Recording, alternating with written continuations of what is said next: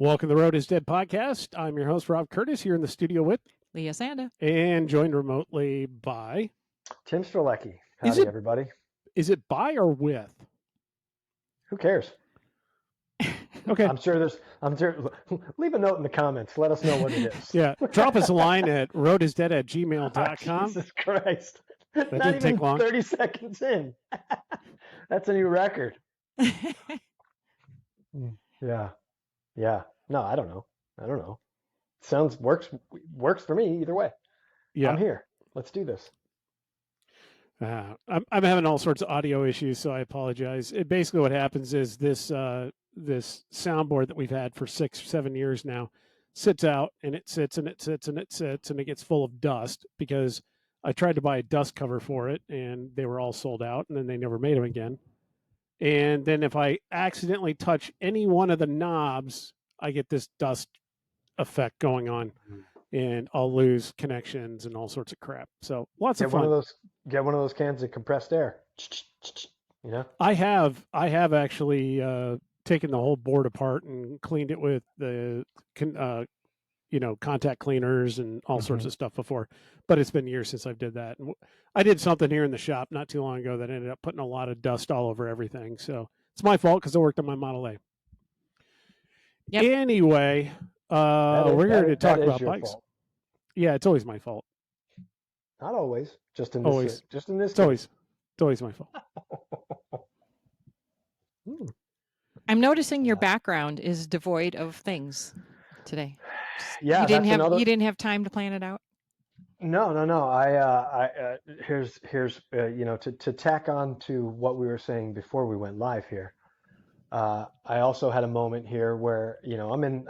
For those of you watching or listening, or for those of you that can physically see me, and those of you that can't, I'll explain real quick. I'm in what I call my trainer room. So my trainer's directly in front of me. Bikes are on the wall. Bike crap is all around me, right? And then the wall behind me, there's a room full of crap. And all on the walls, I had memorabilia, I had jerseys, I had, stage jerseys, blah, blah, blah, all sorts of like, hey, look at the stuff I've done. And there was a day I was sitting on the trainer doing a session, and I looked around and I was like, what the hell does all this mean? And I was like, it's cool, but a lot of it's in the past. And right now it means I did some cool things, but I don't want to look at it anymore because it reminds me of, and this is how I thought of it in my mind, it reminds me of times that were and times that may never happen again, which is great. But if you keep dwelling on what was, you'll never focus on what's to be, what the future could be and what goals and things you want to accomplish. So I took, as crazy as it sounds, I took it all down. I took all my medals off. I took like 100 fucking medals off. I took all my jerseys down. They're sitting in a tub right to my right-hand side. And I figured, you know what? I'm just gonna have those memories right now, and then I'm just gonna try to create some new ones. Yeah, I get it. I can see where there would be a weight to them on you. You can look around and like it translates into expectations. Yeah. Can I still live up to that? Instead of just being where you are now today. Exactly. That's pretty much exactly how I felt, because and I don't know, and I've probably said this umpteen times before in our conversations on this podcast. It's like now more than ever, I am feeling the effects of my age and all the shit that I have done in racing a bike for the last 44 years. I'm feeling it. I'm feeling it all now in this this 365-day span, more than I ever have. Same and here. I think it, it could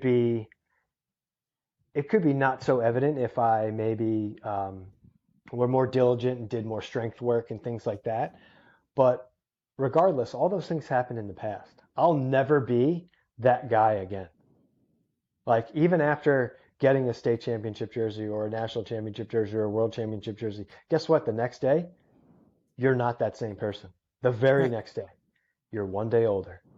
And it just feels like I just didn't want to look at that anymore. Right. Because like you said, there's a weight to it.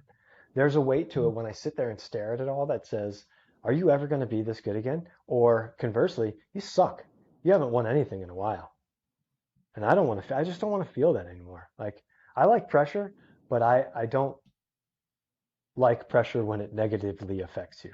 And that's on me to not learn how to, I've been able to handle a lot of pressure in race circumstances throughout my life, but I'm kind of at a point where I don't want to deal with that. Well, it's almost like there's a difference. There's a difference between situational pressure and just Yeah. and the lack of situational pressure. Hmm. It's Yeah. like, when you're training for something, then yeah, or where there's something coming up or there's some or you're in a situation. The worst part, and what I'm finding when I'm getting older too, is that it's the now what pressure. The pressure that there needs to be a what when there isn't a what. Yeah. Yeah. There's, I had a good thought. I can't remember. It'll come back to me, but it's like, yeah, I don't know. I'm just in a confusing time. It'll pass like every crummy little dark moment in your life. It passes. You just gotta weather the storm. It's in the air, I think. I mean, I had it before even I went out and did the 10,000. Yeah. Mm-hmm. Like, I was like, I don't want to go to this, but I'm going to go to this because the people that put it on are great people and I want to support them. And it's beautiful out there. That scenery and that day and that terrain is just, it's like magical. It really is. But I didn't enjoy much of the terrain, or I didn't enjoy much of the scenery because I was too busy just smashing myself. It's Yeah. like, I need to just like ride away from everybody and just bury myself. And that, like, if I blow up and have to walk from wherever I'm at, I'm fine with that. So I just full gassed it from the gun. Nice. Nice. I only did 50 miles. Like, I didn't do any of the routes. I did like the first part of the advanced route. So the Mm-hmm. big like northerly loop, I did that, and then I found a way back from town. I came in back to Elizabeth through the backside of town, and I was like, I'm done. I got what I needed. I mean, I went so Yeah. hard I cramped. Yeah. Wow. I was like 50 miles and I'm cramping already. That's perfect. That's Now, awesome. That's you awesome. only did 50, so I did like 48. So I'm guessing Yeah. you got done about an hour before me. No, you I did 80, right, No, Jim? you just said he I did 50. I did 50. I Oh, was you like, did okay. Yeah. yeah, I didn't, I had planned like originally when I, said, hey, I'm going to attend to do the 86-mile route. And then as the time approached, I was like, I started to get in that downward spiral and I started going downhill mentally. And I'm like, I don't really want to go. And then on the drive out there, I was like, you know what? You can do whatever you want to do here. Yep. The finish line is when I want to finish. Yep. So I was like, you know what? I'm just going to go do the 50 and I'm going to just rip myself apart. And that's what I did. And it was It's interesting awesome. though. I saw you for a brief second right before the start, Mm. but that was pretty much it. But yeah, I don't know. It's talk Bride 10,000. It's a great event. Yeah, I like what Stu's done. I'm going to say Yeah. Stu. I don't know of anybody else, but I'm sure he's got plenty of other people that help him, but I don't know their names. So I just collectively call it Stu and team. yeah, Because like you, I don't know who the other people are behind the scenes, but that collective does a fantastic job doing what they do for the community. yeah. And every town that lets hundreds of bike dorks roll out of it, Well, thanks to I them. don't know that they let us. It's just that you can't Yeah, necessarily dispel a public gathering. You true, know, true. it's not like we're and we spend some money in the town, and Right. it's on Memorial Day weekend. There's nothing else going on there, and we're out of town before things get too revved up for the day, I think. So I think we're Yeah, in and out. But I just love riding in that area. it's beautiful. It's a beautiful Absolutely area to beautiful. ride in. It's nerve wracking for me at times, but I don't know. I always remember from doing it just descending Hmm. double digit grades on gravel. And, when I'm not Fun. there and I'm talking about it, I'm like, yeah, no, it's awesome. Yeah, it's, it's this, that. Yeah, not everybody can do it, but, and then when I'm there, I'm like, why am I doing this? Yeah. Every time I'm like, why am I descending this? And I don't know. If I knew the roads, it would be one thing, but not knowing the roads on those descents, it's like I'm grabbing all Yeah. sorts of brake that I don't need to grab. Yeah. But you never know. You got to But make great it out of route. there alive. Yeah, great route. A lot of fun to ride it. But I kind of also had like a weird, I don't know. I had a weirdness about it for me. I just kind of went out there, I rode it, I got in my car, and I left.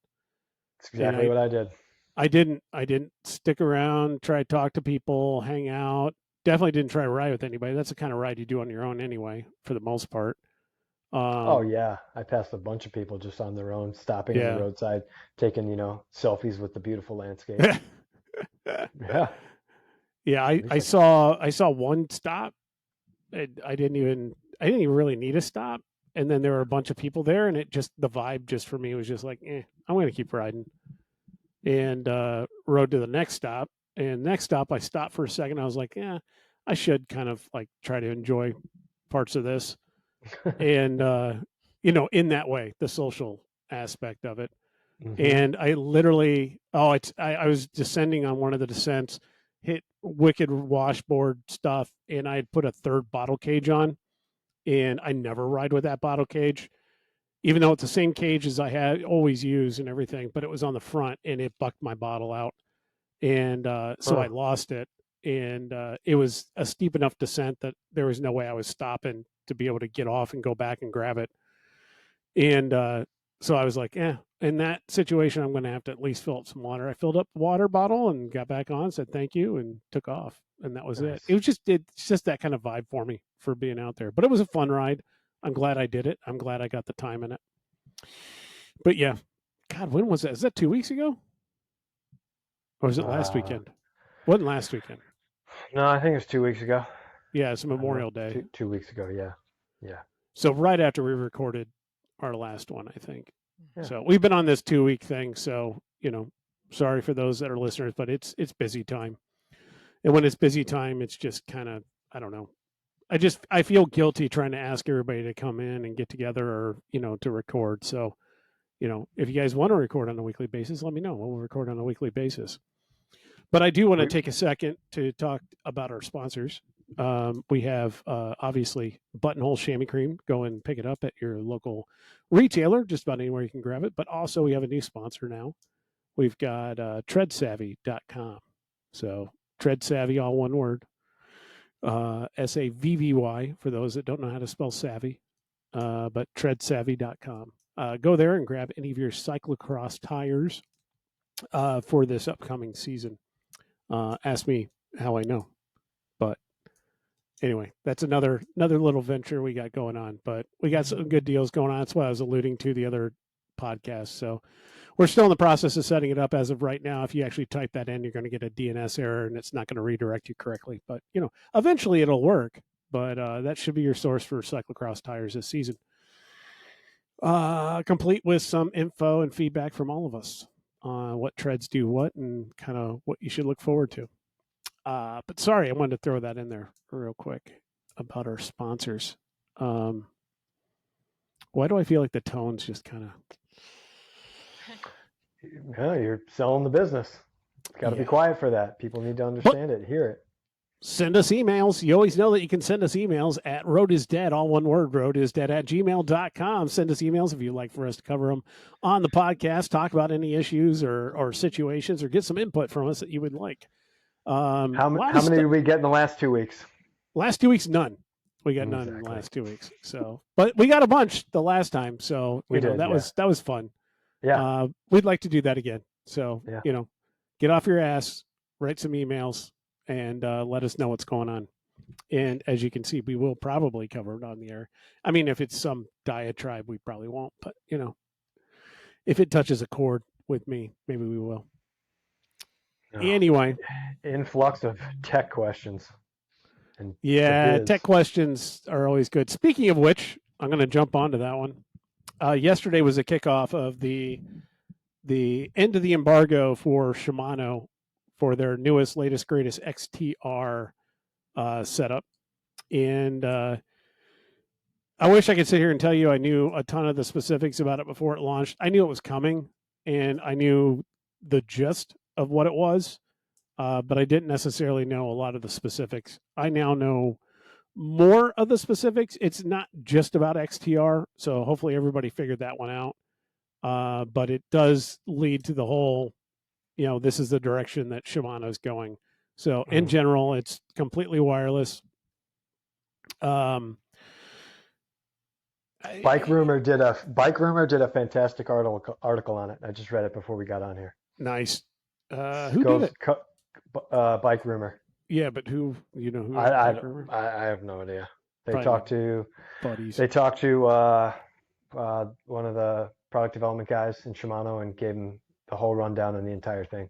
It sounds pretty rad. Like if I had $4,000, that would be the next thing I would buy. Is it $4,000? Anywhere from 3 to 4 for an entire system. Well, okay, so for the entire system, but system, because I already bought an upgrade kit for a customer. You can. I literally the second the embargo lifted, I got a text, and it was how much is the upgrade kit and what's the availability, and I'm like, oh, they got plenty of units, and then it was like, they're down to 90 units, they're down to 80. He's like, buy it. Yeah. So that's already bought and on its way. We'll see what that looks like when it comes in, but I've been looking forward to it. Backwards compatible. Yep. Already, it's nice that the battery's tucked away. Yeah. Backwards compatible for anything 12-speed. Because you have to have a Bluetooth or a wireless shifter to work with it. So basically, all the GRX Di2 in the 12-speed era is compatible. Ultegra is compatible. Dura-Ace is compatible. I would assume 12-speed. We have 12-speed 105, don't we? I don't really look where the peasants live, on that whole 105. I'm joking. I'm not as familiar with it. And I actually know that the 105 level 12-speed is actually some really cool stuff and probably some better than the earlier stuff. But do they have 12s? Or am I thinking of 11? No, they got 12, 105. You know what? Talk amongst yourselves. What really, I really want to feel is the modulation of the brakes, because apparently they made them better. They made them better with a lower viscosity oil. And I couldn't imagine that the modulation of Shimano mountain bike brakes would get any better. There you go. That's it right there. That it would get any better, which is funny because, let's be honest, the other brakes that we talk about, we never talk about how good they are or just that they're capable. We always compare them to Shimano brakes, which are the best brakes out there. And now the best brakes out there are better. That's interesting. That's interesting. That's just like butter. Just like, oh, so nice. And the lever's adjustable. Like there's crazy adjustments you can do with the lever positioning, and you can do with the shifter itself, the gear changer. It's totally like adjustable to the rider comfort. That's just rad, instead of just being one static little thing. Yep. I've been seeing a lot of videos too in the last 24 hours. Everybody who got the equipment to test out and everything beforehand, they're comparing basically a bunch of SRAM platforms to the XTR platform in the speed of shifting. Yeah. It's like twice as fast as what SRAM is. And it's kind of cool that they went with the standard derailleur hanger versus a UDH. Yep. I do like that. I know some people will get on their soapbox about how good the UDH is and kind of a good direction for it to go and whatever, but it's not, because I've got a ton of bikes that I could put new components on that are not UDH compatible. So it's just kind of stupid in my opinion. You can use it on a UDH bike. You just need to get a UDH conversion. Correct. Yeah. But it's all the stuff that's designed for UDH only that just bugs me. Yeah. We literally, as soon as they announced Red Explorer, I had somebody calling me up trying to get it, and it was like, your bike's not compatible, man. We can't even do it. We gotta downgrade everything from the cockpit back. Yeah. We can only get you the brakes and the levers. The brakes that are now kind of like, 80 servo wave or 90 servo wave from Shimano. Damn, I'd be happy with fresh XTR mechanical. Right? Give me that. I gotta tell you. So you guys all know I'm not a mountain bike guy. and I was provided. Good friend moved out of state, and he's the kind of guy super into mountain bikes. Had always had latest and greatest, and just upgraded over time, like all the time. And as he was moving, he's like, I don't need all this stuff. So he dumped off a bunch of stuff. And in there, I found a bunch of XTR stuff that's, 10-speed generation. There's some 11-speed in there, but not enough. But he had enough 10-speed in there to go 2x. And that's what I run on my fat bike. And so I took the time to kind of set it up. And I finally got the XTR cassette, the derailleur, and the shifter, working correctly. The front derailleur, I still don't have the right mount because, mountain bikes are all messed up with front derailleur mounts before they decided to just slash and burn all front derailleurs. And I got it set up. I rode it this last off season, and holy shit. I mean, it's not even like a small step above what I've been riding. I've been riding Shimano stuff. And I guess there's some SRAM in there. No, it was SRAM stuff. I apologize. Anyway, it's just light years better. I really did enjoy riding it. So yeah, XTR stuff beyond all. But the whole thinking was, that is explained to me was that they were. I caught all this from the gravel standpoint.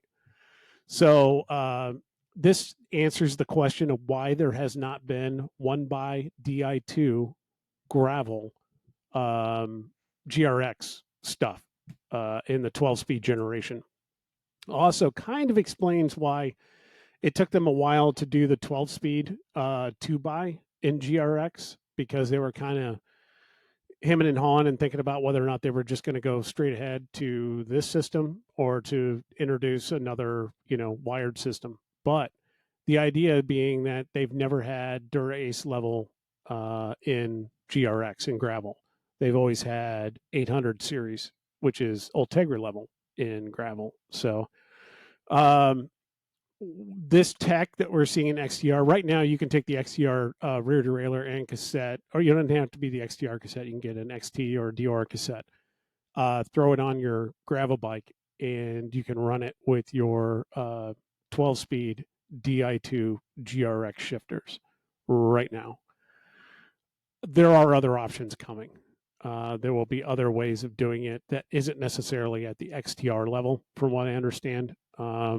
Without any details. So I don't get any details, but coming in the short term rather than the long term, from what I hear. So if you are dying to have 1x GRX and Di2 12-speed, there are options now, and there may be more options in the future.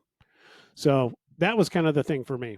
I've been waiting for this to come out and kind of go with it. And then I got excited about it, and then I sat and I thought about it. I go, why do I want 1x for GRX? And it would be for cyclocross racing, and I don't need a 46-tooth cog for cyclocross racing. Not to mention the fact that I'd have to change over all my free hub drivers to microspline and get $1.4 billion cassettes. I think that tire clearance is an issue for some people with gravel bikes, because that front derailleur can be the limiter on your tire size in the rear. So going 1x gives you the option to run a bigger tire. And I think that was something that I was dealing with when I was building up my gravel bike for Tucson. Was I really needed to go 1x because I wanted to run the biggest tires I can down there in that terrain. I think with the, I don't know, but I think I don't know how the industry's turning, but I think that's what I'm experiencing with my gravel bike is I have 47s on, and there's, at least in the rear, it's very tight. There would be no way I could run a 2x. And I want to run a 2x really bad.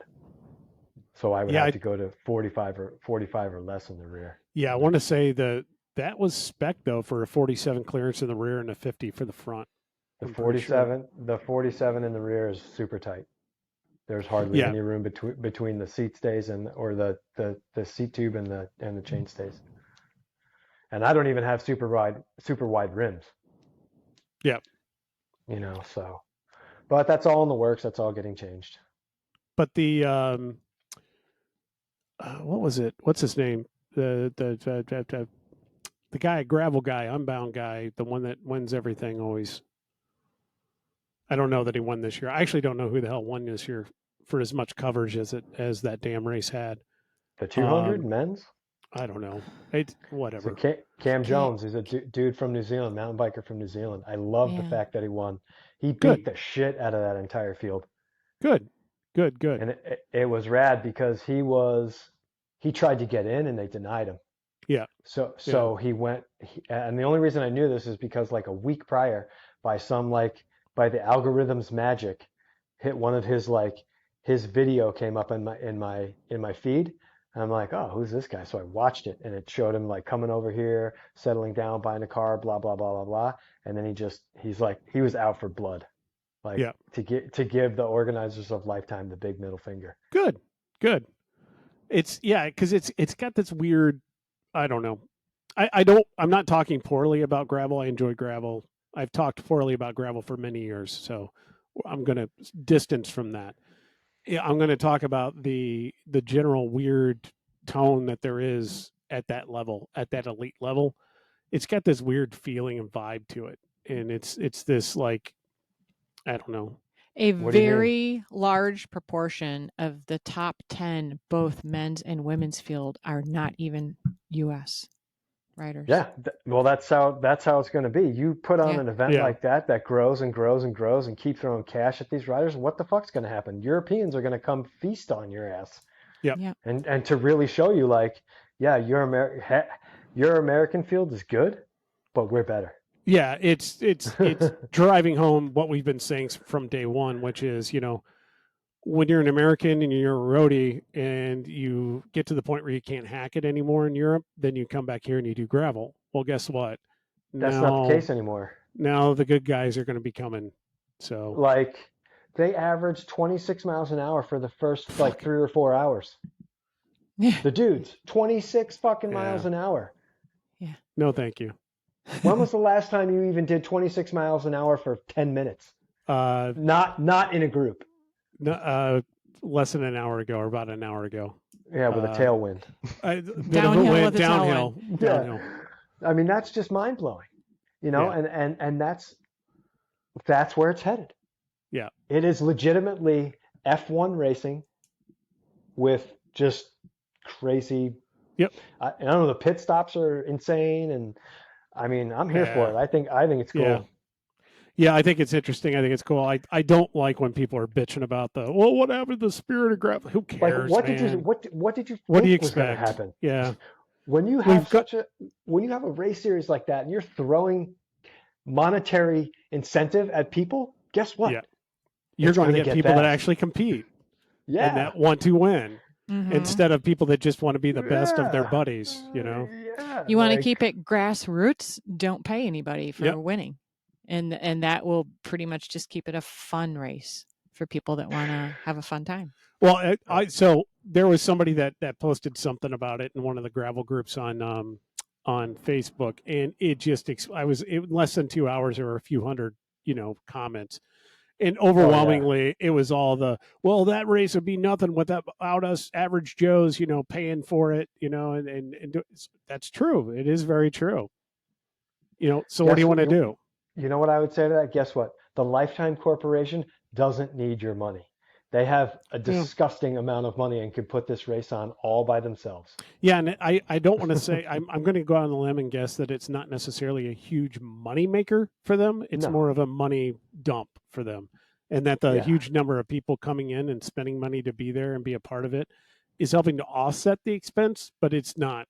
They're not ending up on top, coming out the other end of it. And let's be honest, the true winner in all of this is the little podunk city of Emporia, Kansas. Oh, for sure. Every year they make hundreds of thousands of dollars. Oh, I'm millions. Sure. Yeah, probably. Just from that 1 week of the year. Yeah. Probably pays for a lot of their fire and emergency services bills for the whole year. Yeah. Yeah. It's people don't really see the big thing on a lot of that, especially when it comes to organizing races. But it was interesting though, because I made a post on there and I basically said it's fun watching gravel go through that cycle that we've seen in road, then cyclocross, and now in gravel. And people were honestly surprised that I said that. They're like, "What do you mean? What cycle are you talking about?" It's becoming it's a Well, they watered said, down versions of elitist road. yeah. Well, and they said they go, well, what like these people were unaware that there was ever a cycle like that on the road, that there was ever a drop off in the road. I'm like, Come wow. on. I mean, it must be very nice to Wow. have only been in this hobby for as long as they've been in it, to not even be aware that road used to be really fucking big. You know, it's like, go back and look at the Lance era, guys. I mean, you got guys You couldn't get develop, into a field when you were a brand new rider. You had to like wait in line to sign up. You know, it's like yeah. keep refreshing your screen so that you could sign up. I mean, dudes are doing wind tunnel testing and developing Yeah. faster skin suits, wearing aero helmets. What do you think is happening? It's getting Yeah. more racy. Leah just pointed out we just got a notice they're canceling the track tonight because of the air quality. So It wasn't very good, but it Yeah. wasn't very bad. Well, down here, if you look at the map, I think down out in the burbs where we're at, it's not as bad Yeah. as the north side, I because can I think imagine. they're wildfires up north, and that's where Yep. it's coming from. So I think they're getting hit with it a little bit harder than we are, but I mean ours isn't that much better. I was seeing numbers 150 to 150 something up there, and then ours was like 130 something in that range. Ours 120 was, something. I got home and looked at it. It was like 151 or 150. Oh, okay. I just got back. I did a ride, and I just got back, and I will say, yeah, the haze is in the air, but It's there. I didn't feel any effects of it. But you know, Yeah. I smoked 2 packs a day for 8 years, and then I've had asthma my entire life. So what would I know? So Yeah. and I mean, I'll put my face in the exhaust pipe of a Model A to figure out to smell the exhaust and figure out what's going on in the engine. Yeah. Unbound. So it's just brings out a bunch of banter before and Yeah. after. Yeah. And I got to say, honestly, I didn't pay any attention to it. I want to pay attention to that race. I want to be like, oh, this is a cool race. I want to, watch it. There were cool people covering it. You know, the Mhm. announcers, Meredith Miller was an announcer. Mhm. Yeah. He's a little crush there. Yeah.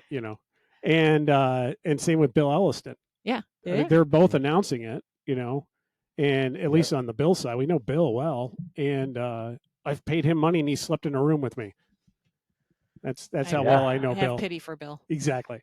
And, so I want to like it. I mean, it's keeping people that I know employed. Freaking XTR was basically drug out there to be announced after, all this. You know what? It is the jumping off point for the You industry. don't have to like every form of racing saying I and don't follow like it it. and supported it. And if you're not interested in it, then you don't pay attention to it. and you I'm don't not saying I'm follow not it. interested in it. It's I want to be more interested in it. But I don't know how to follow it, I guess. I guess I don't know how to like. I think if Yeah. you wanted to follow it, there is a way to follow it. But if But you how? have to do a quick search. I mean, and what do you Like, do though? are you talking about following the event itself? Yeah, the event itself. They had it live streamed. So what? I mean, what is that though? Is it? They have helicopter footage. They have UTV footage that is at the front of the race, both men's and women's. They've got studio footage. I mean, they've last year it wasn't as good. I didn't watch any of it this year, but from what I heard, it was better. But it's not easy to do because it's such a long event. I mean, they're not gonna go and throw hundreds and hundreds of thousands of dollars to broadcast something like you would for like the Ironman, which is like NBC produced and high budget and all that stuff. And I don't know that it's at that level. Yeah. Maybe it'll be, in my opinion, I think like Unbound is becoming the Ironman Hawaii of sport. It's the event of that gravel. It's like the event that everyone wants to do. It's bucket list. The only thing that separates, and I even thought of this after I was reading a bunch of the banter back and forth, both positive and negative of the event. You should make Unbound. You should have to qualify for Unbound. Yeah.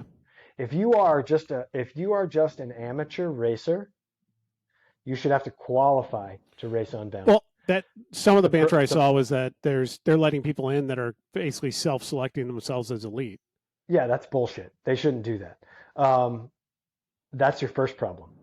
You know, because I could just go, oh yeah, I'm elite, and then Right. I'm the Well, I'm the you're dick different. I'm the dick that crashes in the middle of the neutral rollout and ruins, you know, 5 super important people's You're day. talking about You're different. Lauren's article about the things to change. That what you're talking about, where she was. I didn't read that. Yeah, no, Lauren de Crenzio, whatever her last name is.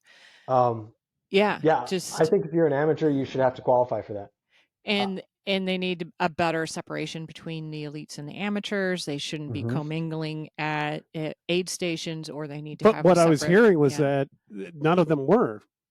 No, That no. it was just elites versus elites that were taking themselves out and having all the problems at the aid stations. You can't. The reality of it is you. The only ones that can marshal the race are the racers. Yeah. Yeah. That's it. That's it. And I guess believe what? the formal When- name for that is Spirit of Gravel. And when one person does it in the men's or women's field, the next person's going to do it. And the next person's going to do it. Yeah. You know, it's just going to continue to happen because it's almost like not policed. The group of racers, if we should have a name for it, like a collection of racers that are racing at the top level, something, I don't know, something French, kind of like a peloton or something. It's almost like the people in the peloton need to have these like unwritten rules where they use to regulate how they race so that it keeps it, you know, safe and yet still competitive and keep some control over, almost like what they do in road. You know what would be, you know, and this is totally just off of the top of my brain here. I would love to see them make Unbound the last race in the series, right? So you go through the entire series and you have to qualify for Unbound through the series. That would be a good idea. Right? You make it the last one, so it's like Ironman. You got to qualify to get into that race. Like when I did it, I had to qualify. And I got lucky, but I was good enough to make it in. On the Ironman side. Yeah. Yeah, on the triathlon side. So now all they need is a little logo that's trendy that everybody can get tattoos of in Emporia when they're done. I'm sure they have that.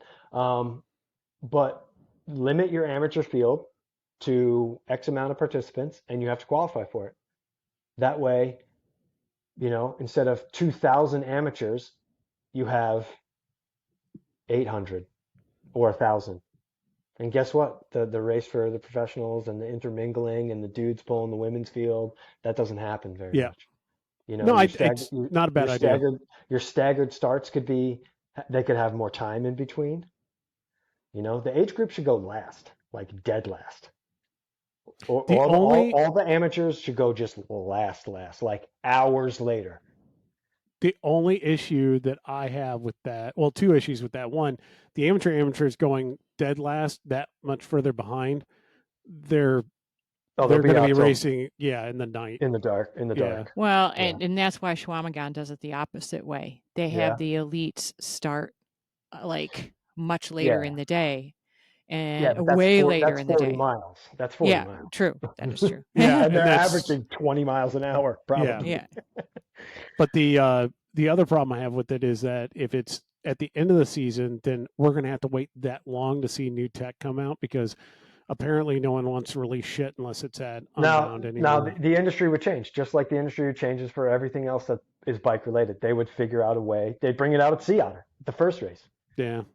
And make it available to ride for the entirety of the season instead of just like halfway through the season when your equipment's already set. And guess what? Now I want this cool tech that's just come out, but I already spent $3,500 on all this other tech because I didn't know when this tech was coming out. It is interesting, though, how Unbound has gotten the reputation that it has because from everything that I've heard about it, it is nowhere near the coolest, most interesting, challenging course out there amongst all the gravel series and all the lifetime races and everything. So why all this excitement that's around that basically that race? From what I know of, it's in essence the home of where it started. Is it just kind of like because it started there? It started I don't want to say started, but it was the biggest. I mean, like the Dirty Kansas was like the event of all events back in the day. Right. And so that's Lifetime came in and bought it. Yeah. Kind of like how Ironman Hawaii was, you know, the event of events. Like, and back in I the 80s. I want to make something clear here, at least from my perspective. congratulations to everyone that is listening or watching that has done that event. I don't personally have any desire to do that. I don't want to sit on my bike Yeah. for 10 hours. It's not comfortable. And knowing what I know and from what I've seen, I don't want to stare at boring landscape like that. Exactly. Like if Unbound was in the drift list, totally different story. Yeah. It's amazing there. And guess what? I would say a little more than 50% of the participants would not finish that event. Yeah. Well, you would have to make it a 100 mile. Yeah. So the elites were doing 100, you know, Yeah. and then you would have to cut everybody else down. The Which, amateurs would be doing 50. If you ask me, I don't think elite gravel should be longer than like 130. Yeah. Or what I agree. what your longest, Grand Tour road stage would be, 200K or whatever. Not like a classic where it's 260, 280, but like 200 and something K, 130 to 150 miles, or not even 150 miles, 130, just so they can go full gas and like race the thing. Yeah. I mean, it seems like it's getting there now. I mean, they went under 9 hours for this, under 9 hours. That's mind blowing. That's mind blowing for that distance. And that's on the level when I think about it personally, like the Ironman distance is now well under 8 hours, like almost below 7. Yeah. That's mind blowing. Mm-hmm. And it's just going to keep getting faster and faster and faster. Yeah. Until it actually I don't want to say this, but until something catastrophic happens. Yeah. We've all felt that, it's coming in some way, shape, or form. Yeah. None of us wants to see that. No, not at all. Not at all. But you know what? It's super racy, and I'm here for it on both the men's and women's side. Super competitive. And as someone who is a racer and has a racer's mentality, I love seeing it. Oh, for sure. I love seeing it. I mean, for me personally, I was parked in front of my boob tube watching the second to last stage of the Giro. Oh man, that was just insane. I was that whole race so not expecting it. That whole race was fantastic. Yeah. Big highlight for me in the Giro was watching Wout change in his form, in how he was racing from the beginning to the end. I loved seeing his pathway come in. He's still not back, I would say, to 100% of former Wout, but seeing him progress and watching him just keep working at it, and the way he turned himself inside out for his teammates on more than one occasion, it would just... He's the best at that. I love seeing that. He's the best, most selfless rider there is currently. Period. Yeah, once he's on that program, you know what I mean? When he's changed the channel and that's the channel he's on, then absolutely. Yeah. When he's still trying to do something for himself, it's like he almost kind of fucks it up because he's almost trying to ride for others at the same time. Yeah. And he's made that mistake and he's owned it. And I'm very impressed. Really, really, Simon Yates was so just nothing in the background, just quietly working his way up through the standings the whole series. And I just thought, there's no fire in his belly. He's not winning this. I don't even see him in the top 3 at the end of this. I don't think he has it. I think he's just hanging on and doing the best he can. So I was absolutely not expecting what he did. What was great was in stage 19. I think he was like, I'm going to play dumb here. I'm going to let these guys think that I'm fading. Yeah. I'm saving it for tomorrow, and I'm going to kick their ass. And he did spectacularly. Lit their ass up, and then you just gift him a diesel engine like Wout. And then Del Toro and Carapaz playing whatever mind games and stuff they had. And what the heck was EF doing such a hard lead out at the beginning of that climb? I mean, I still, the question I think remains, like, did they in fact not have the ability to go after Simon when he finally went, or were they more interested in their little game? between themselves. I personally, I think they were more interested in their little game between themselves, but Yeah, at the you same could see by the time, way they were riding. yeah, but at the same time, I think it's a complete, and I'm not the only one to say it's a complete failure of the teams at that Yeah, point because absolutely. they didn't fucking communicate with them. Oh yeah, I mean, at the end of the day, what was the direction from UAE Yeah. to Del Toro? And that's There so wasn't it's either the explanation I've heard is it's one of two things. Either it's just gross fucking negligence, meaning they didn't do their job, they had no clue what the hell was going on, they didn't know that they needed to tell him to get off his ass, or they or it's just even worse where they were like, you know what, you don't need to go and win this, sit your ass down and sit back here. And there's a billion different reasons why they would have told him that.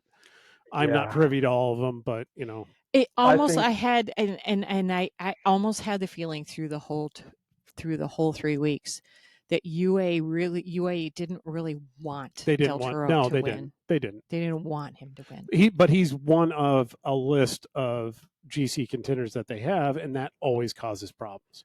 Well, you'll know the answer if in the next year or so He jumps. he jumps to a different team, or his other, or Ayuso goes somewhere. Yeah. I mean, can you imagine like Alpecin picking up Del Toro? Because No, I can't because they won't. They don't have a Grand Tour team. They're a classics team. They'd have to go through 100%. they'd have to go through an entire shift like Quickstep or like Soudal Quickstep is doing. Yeah. Where they went from a heavy duty like the best of best classics teams to now we have Remco.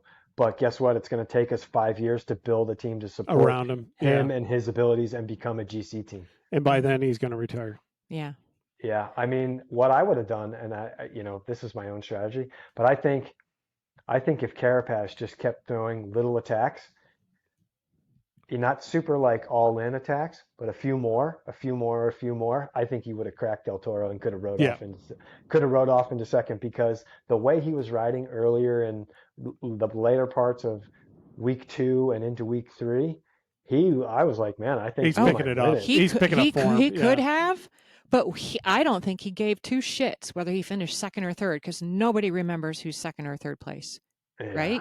Nobody remembers. So at that point, he's just like, yeah, I don't think he's going to bury himself to get second, No. If that's what you're saying. I mean, I would have, because second is better than third. Yeah, me too. But but these are decisions I'm not going to have to make. I mean, right, and who knows what the rest of his season looks like. Like, are you going to ride the Tour? Don't bury yourself here. You're already on the podium. Right, true. Which for EF is completely a win. Oh, other standout highlight of that whole tour was Little Truck and Mads. They were dominant. And they won with 3 different riders, won stages. Mads was on fire, 3, right? Because they had Hool won that one time trial. He won the time trial, yeah. And there was another rider, I think, that won a stage. The climber. I can't remember his name. The Italian climber. Not their GC guy, because he crashed out. And I have been Carlos a long time fan of Mads. So seeing him shine like that, and just his goofiness in interviews, and speaking of interviews, the commentation on this one, especially when Adam Blythe got on the motorbike and listening to him talk, was hilarious. Absolutely. I had no idea that man was as funny as he is. That's what happens when you get good European pros that have transitioned out of their career into a career in broadcasting, and they still know 90% of the peloton, and are not even that, but are respected by them, and can talk and can pull up and have those conversations with multiple team cars and talk about whatever. It's just so much more lively and entertaining than listening to fucking Bob Roll and Christian Vandeveld. I'm sorry if any of you listeners are a fan of them. They are just monotone, and it is boring as hell. Like I'll watch the race when they commentate on mute. Yeah. But the European broadcasting, whether you watch it live or the replay or the in-studio stuff, it's all great. Because, I mean, you got Robbie McEwen, you got just guys that are super relevant and super accomplished through all the Grand Tours and all of bike racing. It's just fascinating to me. And I'm going to show my girl side here, but holy heck, Orla's outfits every day were amazing. And I'm like, who puts clothes on her? Does she buy her own outfits? Does somebody else buy her outfits for her? Because she can't just like have them all hanging in a closet now. And it's like, you can never wear this again. You can wear it once. It's like a wedding dress. Or are they just like loaned to her for a day? And, these are the things that are going through my head every day. I will say I wake up in the morning to a stream of comments, and usually it's Mads. Do you see what Orla's wearing? Yeah. But it was fun. Really it was fun. A great race. I was a little concerned in the first week. I found myself being a little bored, but I stayed in it, and I'm glad I did, because it ended up being an amazing race. For me personally, I've always been a fan of. I've always loved the Giro more than the Tour. Yeah, always. I mean, the Tour's had some really good years. Yeah, I'll give it some good years. Yeah, but it's just like it's so hyped. It's kind of like outplaying itself. And you let's be honest, it's a 2-horse race. Yeah. You know that. Like Remco he might be in there, he might win a stage, but he's not going to win it. Right. He's not that good. He's like not Tade good. And if you're basically watching for something tragic to happen. I wouldn't because we want that. Well, not tragic, but I mean for a flub. Somebody wrecking out or some mechanical or something, because we already know it's going to be a 2-horse race, to your point. And the only way that it's going to get more interesting than that is if they both have a mechanical or something. If that's what I mean by something tragic. It's if there's some reason why if they're not able to fulfill their duties and roles, then we're looking forward to seeing our runner-ups. I am looking forward to seeing the battle between Vingegaard and Pogačar. Yeah, I want to see the team stuff when that dials up. And always the sprinting. The sprinting early on, is interesting to see the team dynamics for it, but it's those, hey, that's the way this day is going to be. I'm glad Sepkus is lining up. Sepkus is going to be on this our squad for Visma. So hey, I am excited for the Tour. I mean, I thoroughly enjoy watching it. I don't know. Italy has some kind of magical draw to me. Like I find myself even in the helicopter flyovers. I'm like, yes. Oh, and all the times with the Coliseum, and can you imagine if you just live near there and it's just like, oh yeah, that's that dusty thing that's falling down in the middle of town. Just go straight, take a left. When you hit the Coliseum, you want to take the third, that would be crazy. Yeah. It's just like the history. Magical. Oh yeah. One of these days. I don't know. It's kind of like, I don't want to put the two on the same level, but being in DC, the last vacation that we took when we were in DC, it was kind of weird to just kind of look out your window and just be like, okay, well, let's go to this monument, and then you take a right, and then this museum will be there, and that's kind of weird to be seeing all these things that you normally see and the on Pope. TV. Holy moly! Yeah, well, whatever. I'm not a religious person, but still, that's pretty. That was pretty kind of cool. That he's from Chicago? Well, no, it was just cool. It's just like, can you imagine? Yes, like just some bike racer, right? Our weird little sport, and then you're just standing there shaking hands with Pope. Yeah, I don't know. Well, it's weird. Number one, that he speaks English. Yeah. And all of them speak English, and they're probably like, "Oh my God, I can understand this guy." Right. And then I heard him say something, and I heard him say the word Vatican, and it was totally Chicago. He was like, "Vatican." That dude. Hey, so I'd like to welcome you to the Vatican. Yeah. Over there to Vatican. Yeah. We got some refreshments over there. Yeah. Just lots of good parts. But anyway, that was pretty cool. I mean, if you're in one of the classification leaders jerseys, that's an opportunity you're never going to forget. Yeah. I was in a bike race and I met the Pope. That's kind of cool. Well, that's what I'm just thinking. How cool for them to have had that once in a lifetime that very few humans ever get to. Yeah. Right. Yeah. And it, I don't know. So anyway, without being like in a sea of a million people. Yeah. You actually face-to-face handshake conversation. Yeah. That's pretty rad. So what's coming up? What are we excited about? What are we excited about? I don't know what we're excited I about, but that's unfair. I don't need to lead into this without saying I'm excited for Well, it. we have a lot of local stuff. Let me coming up. temper why I'm not excited, but it has to do with me, nothing to do with the events. Elmhurst Criterium is this weekend. It is a state championship for Illinois, so good stuff. Always a good race. I really do like the venue. Always, I love everyone associated with putting that race on, and they really do what grassroots racing should be in terms of they work on it all year long with every fiber of their being. Whereas I'm always like, I'm the kind of guy that's like, oh shit, we got a race in 3 weeks. We should probably sit down and talk about it. You know, Dude, that's I remember, Yeah, I pretty much. remember, I think it was either December or January. I saw something on social media from them promoting the race, and I was like, damn, already? Yeah. It's like Well, 7 months away. I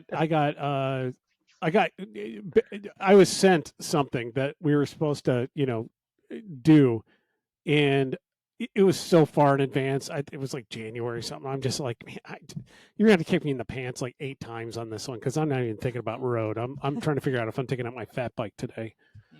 So so that's happening this weekend. It's also set up as an omnium with Cobb Park, which is one of the oldest and most storied criteriums, grassroots criteriums in Illinois. Probably one of the only old ones that still keeps going on. I can't think of any others that really keep going on. Yeah, another great venue right on the river down in Kankakee, and it's just a beautiful, beautiful little area. So yeah, it's going to be a great weekend. We're getting to the point where the kids kind of forget about that it's an actual good crit and it's been around forever. Oh yeah. I mean, literally, it's you talk to any old timers and they're like, oh yeah, I remember racing it in 80 whatever, and it was going clockwise, and we ended up with 3 guys in the drink. I mean, which way is it going this year? Oh, I hope they keep the same. I hope they keep it going clockwise. It was clockwise last year. I love the clockwise finish. Talk amongst yourselves. Let me figure it out. Give me 1 second. The downhill with the fast right-hander to the finish. Yeah. Because it's I like the way it launches you into that finish. So yeah, another South Chicago Wheelman production. They put on lots of races and have for a very, very long time. I think it is the oldest club in the Chicago area. They're 102, 3. Yeah. 100. Yeah. And still sponsoring and promoting high level racers. So yeah, I mean, not just sponsoring, but I mean, they are quite honestly the fabric of cycling in at least the Chicagoland area, and I'm going to say Illinois in general, in terms of keeping it going. And same as last year, clockwise. Yay! So they do a great job. Absolutely love them. I will keep talking great stuff about them every opportunity for as long as I can. But so I'm going to race that one. The best part about that one, in my opinion, is the and not everyone shares this opinion, but that's fine. I don't really care. It works for me, and it's the Masters women and Masters men 4-5 are racing together, and we did that last year. It was awesome. It was probably the most fun I've ever had in a race, to be honest with you. It was nice to pull the women's masters out of racing with another women's category race. So the women can race both their category race and still race masters. And normally a women's masters field is going to be super tiny. And then for men's masters that are Cat 4s or 5s to not be lumped in with the super uber fast masters, or even great the regular for them. 4-5. And it's such a great mesh for everybody. Speeds, attitudes, everything. It was beautiful. And I'm so glad we're going to do it again this year. I think a lot of it's because almost all of us knew each other in some way, shape, or form. So it's just a cool field when it's like that. When you all know each other and you're not really out to like punch each other in the face. You're just and I'm not saying that every promoter needs to do that. No, I just think it's really nice to not have to follow the same format all the time and to do something a little bit different. It gives different people different opportunities for the lower categories, for men and for the women to have an opportunity to race with It the was guys. awesome. And it was actually super good time. It was the only crit I did last year, and it got me kind of wanting to do crits again. So it's like the spirit of Criterion. it truly is. It's like the spirit of Criterion. You're just if y'all are going to talk people about the spirit of gravel and stick with that bullshit, then I'm going to say yes. That was the spirit of Criterion. So if you want the spirit of Criterion, go to Kankakee, race the men's or women's 4-5. And you could women's high masters five and 4-5, men's pat each masters other. 4-5. Women's High five and pat each other. masters, all Yes. categories. All categories. So Sorry. it's women's masters 40 plus, all categories, combined with men's masters 4-5. masters 4-5s. Hashtag spirit of Criterion. It was awesome. So that's going on. I'm happy about that. What I'm disappointed about, and kind of what I was saying I wasn't excited for, is really long story in a 5-second thing. Time me. Not possible. Time me. On Sunday, my wife insisted, after we spent a ton of money getting an HVAC system put in, and we're all depressed about it, Beep. insisted that we would go to a carnival over in Gilbert's, and that we were all as a family going to ride one ride, which we did, and it was what I called the Himalaya from when I was a kid, but apparently now they're called the Matterhorn. But Rocky like a hurricane. Exactly, that music blaring loud, lights going, all that. That's what I remember as a kid. This was the middle of the day, no music, no lights, really depressing. But anyway, we all got on it. I'm on the outside, and they cranked it up higher than I've ever gone in that ride ever, and it was not in the best of shape. So it had these like really rough bumps and stuff, and so you were like, great, we spent thousands of dollars on an HVAC, and I'm about to die on this ride? Pretty much. And the way if you guys think of those cars, the cars are like a sled or whatever. So it's kind of got a low like side to it. And I had my arms around Julie trying to like kind of hold her in place because I thought it was kind of fun. We're going to enjoy this ride or whatever. I got slammed to the outside, and the edge of the car is right in the middle of my ribs. And then it just pushed harder and harder and harder and harder and harder. And at one point I was yelling at Julie, but she was laughing too much. I was yelling at her. She had to kind of pull herself off a little because it was too much pressure. And in the middle of that, we hit one of those bumps, and I heard and it was one of my ribs. So I've been in constant pain pretty much from that moment. So that being said, I can mostly breathe deeply, and where it's popped, I can actually sleep on that side. I just can't sleep on my front because it's kind of in the front with cartilage or something. Yeah, I want to say it might be more of a cartilage thing, because if you broke a rib, you would be in significant. Oh, I know. Yeah. Oh, yeah. And that's where it hasn't hurt like as bad as some of the other ones I've had. So I was like, it might be okay. But I was pretty sure I wasn't going to be racing Elmhurst because it's a very packed course, 100 riders or whatever. And I don't want to call it technical, but with 100 riders that are 4-5s, it can be. Mm-hmm. And I just didn't want to kind of put myself in that position. I pushed it last night and today just to see if my body can kind of handle it after taking some time off, and it can. So I'm going to do both, but I'm not excited. Okay. But that's the only reason why I'm not excited. No excitement. None. We will have none. I refuse to have excitement. Refuse to have excitement.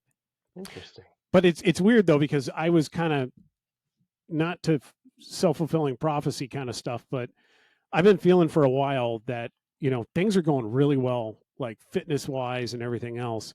Wouldn't it be a shame if I got hurt? And that's been in the back of my head for a while. And it's been that's why we're going to, 10,000, I was on my brakes a lot more than I normally would have been. And I've been starting to ride a little differently, kind of going, geez, I don't want to get hurt. And namely because I just want to have a good cross season, I guess. So, that was also in the back of my head of not wanting to do Elmhurst really is just, it's a packed field with a waiting list. And it's not a hard course, but it's just hard enough that it can cause situations. And then to go out and, at the last minute in a weird random situation, have me get hurt riding a goddamn ride at a carnival. So yeah, welcome to being 50. It never happens in the way you think it's going to happen. It's always in the way you don't think it's going to happen. Yeah. Yeah. So we're excited for that. Excited for this weekend without the excitement. Mm-hmm. What else is coming up? Horribly Hilly Hundreds. Oh, yeah, the the week weekend after that, and then we're in a tour of America's Dairyland. Is it the following week? Starts that following week, yeah, and ends with Masters and Junior Nationals at the end of June. Toad at the end of June, up in on the courses in the last 2 days of Toad, and then they have road race. I've had some inside information into where that road race is. I don't know if it's been publicized yet, so I won't say anything yet. But yeah, I'm probably not racing nationals this year. I'm super just personally had to sit down and decide to take all pressure of anything having to do with racing off the table, and training and all of it, because I really was dealing with some weird health things and mood things and stuff that's been up and down and all over the place since the end of last year, to be honest. So I finally realized I just need to let it go and say, I'm going to do whatever the heck I want, which might mean I race, which might mean I say, screw it, I'm going to go ride with my friends and not care whether or not this makes sense from a training perspective, because I don't care if I race or I don't race. I'm just going to follow where my heart leads me, and that can change from day to day. And I'm just going to let that flow like that. And so far, I've been a much happier human. So yay. Good. Very good. Yeah. I get it. So yeah, that's June, and it's going to be gone in the blink of an eye. Yeah, unfortunately. Yeah. Because the weather's getting nice and we're actually having real. We're in summer. Hey, it's fun. Yeah, and like we're sweating our butts off up here in the Starting studio. to, Holy yeah. cow, Yeah. it's warm Yeah. up here. Yep.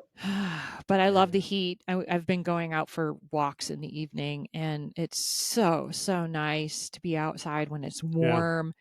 And my little town of Mayberry is just chock full of packs of kids on bicycles. Lady, that ain't Mayberry. That's like I know it that's- feels like Mayberry. It's Mayberry on the Riviera. It's wonderful to see so many kids. It's like, did somebody turn the internet off in Western Springs? Because all the kids are outside, and yay. Good. Yeah. Yeah, if I could only get mine to do that. But whatever. Yeah. No. Yeah, not happening. All right. Well, that's pretty much it. If you got an email, send it to us at roadisdead@gmail.com. All one word, roadisdead@gmail.com. Also, that's somebody I know.